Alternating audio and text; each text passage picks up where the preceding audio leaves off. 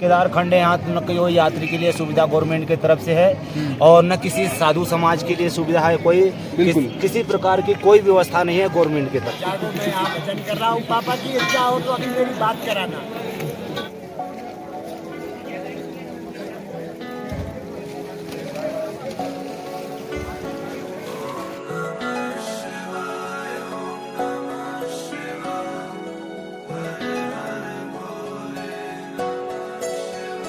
ओम नमः शिवाय।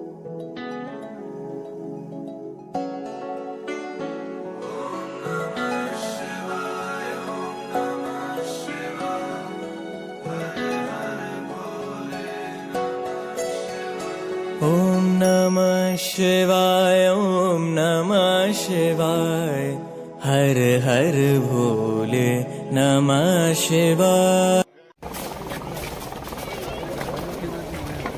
केदारनाथ की जय। जैसे सपना सच हुआ है हमारा। हम कल सुबह के निकले हैं, कल सुबह 2:30 बजे से गौरीकुंड से निकले थे। तो 6 किलोमीटर पहले बहुत भारी बर्फबारी हुई, लेकिन मज़ा आया और सारी थकान दूर हो चुकी है। अभी जैसे रात की थी थकान जो भी, जैसे बाबा के दर्शन हुए, मतलब ये तो मैं शब्दों में क्या कहते हैं उसे एक्सप्लेन नहीं कर पाऊँगा। जिस हिसाब से जो एक्सपीरियंस रहा है मेरा, बहुत बढ़िया एक्सपीरियंस।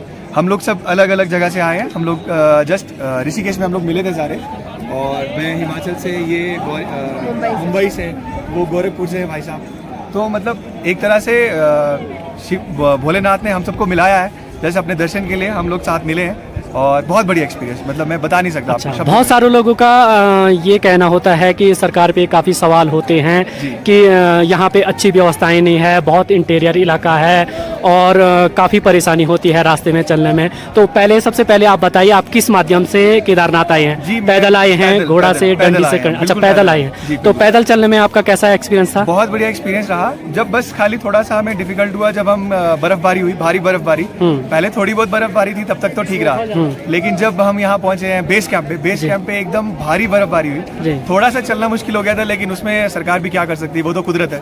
और ऊपर से भोले बाबा ने हमारा स्वागत इतने अच्छे तरीके से किया है कि मतलब आप कह लीजिए कि बर्फ के फूलों से हमारा स्वागत हुआ है। तो वो बहुत ही बढ़िया था, बहुत बढ़िया।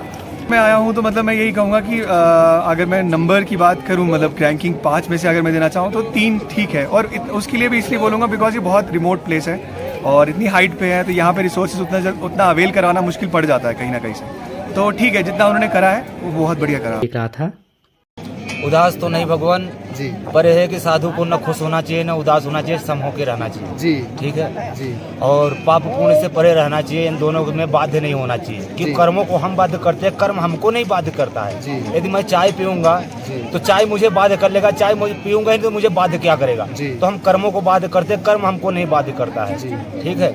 और रही दूसरी बात कि देखिए केदारखंड यहाँ न कोई यात्री के लिए सुविधा गवर्नमेंट की तरफ से है और न किसी साधु समाज के लिए सुविधा है, कोई किसी प्रकार की कोई व्यवस्था नहीं है गवर्नमेंट की तरफ से, ठीक है। ये मैं देख रहा हूँ। और जो कि इतना टेक्नोलॉजी का जमाना है, नहीं तो यहाँ पे तो बहुत कुछ करे, हम यात्री के लिए भी करे, अपने जन के लिए। हमारे ही लोग तो एक कौन है, हमारे हिंदू भाई है, सब यहाँ आए हुए हैं, कितने दुखी हैं, हम भी यहाँ दुखी बैठे हुए हैं। तो कहने का मतलब है कहीं भी मंदिर है, कहीं भी कुछ है, तो साधु संतों के लिए व्यवस्था किया जाए, साधु संतों का भारत में सम्मान किया जाए, ठीक है। नहीं हमारे मंदिरों पे, सब मठों पे, सब जगह हिंदू भाई पुजारी बन के बैठे हुए हैं, बाबा सड़कों पे भटक रहे हैं, ब्राह्मण सड़कों पे भटक रहे हैं, गाय इसी सड़कों शहरों में घूम रही हैं, ठीक है। इन सब के लिए उच्च कोटि की व्यवस्था किया जाए। अगर नहीं तुम जानते हो तो राजा चकवेण की नीति उठा के पढ़ो, जो राजा रावण से भी कर लेते थे। राजा चकवेण किससे? राजा रावण जो अपने को 3 लोक का सम्राट बताता था, उससे भी कर लेते थे।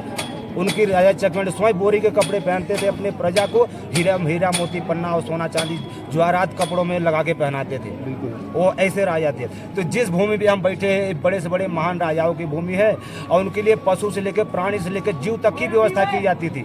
तुम तो मनुष्य संप्रदाय की भी व्यवस्था नहीं कर पा रहे हो। क्या प्रशासन है, क्या शासन है नारायण जी? महाराज जी, ठीक है आपने सत्य बात। तो हम तो ये कहते हैं कि हम अपने समाज को सुधारना चाहते हैं, अपने समाज को व्यवस्था देना चाहते हैं, योग्यता देना चाहते हैं और विश्व में इसको मान्यता देना चाहते हैं अपने समाज को। पर हमको ये है कि ये लोग ना, हमारे हिंदू ही लोग ना ऊपर चढ़ने देते हैं और ना नीचे गिरने देते हैं, एकदम लेवल में रखते हैं जी। क्या है भगवान, ठीक है। आपने सही इतनी हार्ड नीति है ना कि हम तो इसमें 18 साल से इस संन्यास में आए हुए हैं, बाल योगी हैं, ठीक है। और इस देख के हमको तराही तराही लगता है। कभी तो ऐसा होता है कि किसी जंगल में जाके शांति से काट में बैठ जाओ, ऐसा इनसे बोर हो जाते हैं अपने ही लोगों से, है कि नहीं। पर ऐसा है कि 22 साल 40 साल तक दायित्व है मेरा कि समाज के लिए अपना जीवन देना चाहिए, ठीक है। तो इसलिए हम लोग शास्त्रोक्त होके इस संसार में विचरण करते हैं। उस कहते हैं साधु विचरंती भूमि सुगंती, साधु विचरण करता है तो भूमि को सुख मिलता है। और जिन घर साधु ना पूजे तिन घर धरती सेवा ना, सो घर मरघट के समान भूत बसे विद्यमान। कि जिन घरों पे संतों की सेवा नहीं होती हुए उस घर पे भूमि की सेवा नहीं होती है, बिल्कुल ठीक है। और उस घर में दिन में ही भूतों का व्याप रहता है। कहीं ओझा के पास, कहीं देवा के पास भटकते हैं, कहीं तंत्र, कहीं मंत्र वाले के पास भटकते हैं। कहीं मन ही देवता मन ही भूत प्रेत। यदि मन में देवता है तो आपका मन में देवता रहेगा, मन में भूत बसा है तो मन में भूत रहेगा, ठीक है। तो नारायण जी हमें कहते हैं कि हमारे समाज से निवेदन है कि सबको उच्च प्रकार की व्यवस्था दी जाए। और चाहे कोई देखो, अगर हिंदू तत्व से हम चलते हैं तो हिंदू तत्व में 4 वर्ण हैं, क्षत्रिय ब्राह्मण शुद्ध वैश्य। अगर हम सनातन को मानते हैं, सनातन में कोई वर्ण नहीं है, ठीक है, हम एक है। जय बाबा केदारखंड।